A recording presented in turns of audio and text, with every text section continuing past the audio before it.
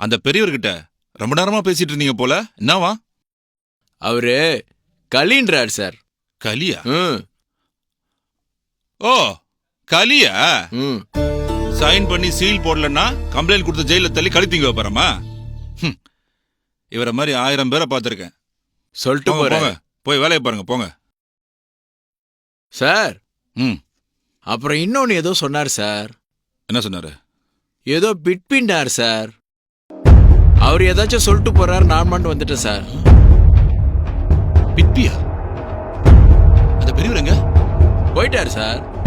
போய் கூப்பிடுங்க அவரை. சார் அவரை ஏன் சார் கூப்பிட்டு வர சொல்றீங்க? அடுத்த வாரம் வருவார் சார். போய் கூப்பிடுங்க அவரை, போங்க போங்க, சார். முதல்ல போய் அவர் கூப்பிட்டு வாங்க, போங்க.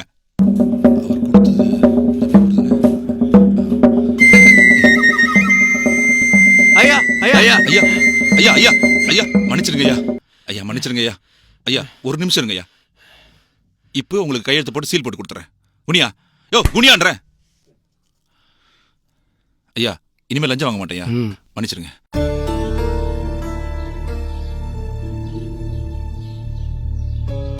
இந்தாங்க ஐயா. ஐயா வாங்கிக்கங்க ஐயா. தேங்க்ஸ். இனிமேல் லஞ்சம் வாங்க விட மாட்டீங்க.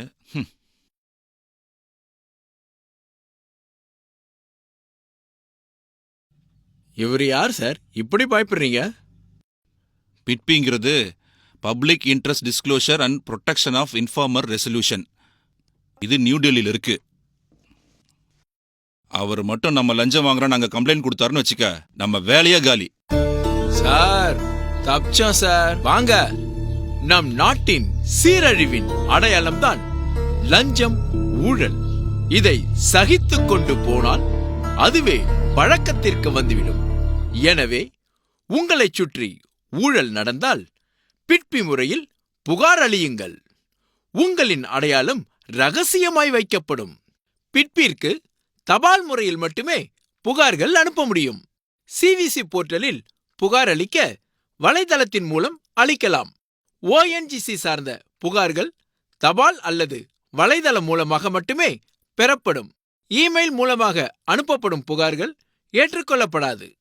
ஒவ்வொரு மனிதனும் பிட்பி, சிவிசி மற்றும் ONGC வலைதளத்திற்கு சென்று அவற்றை பற்றி நன்கு தெரிந்து வைத்துக் கொள்ளுங்கள்.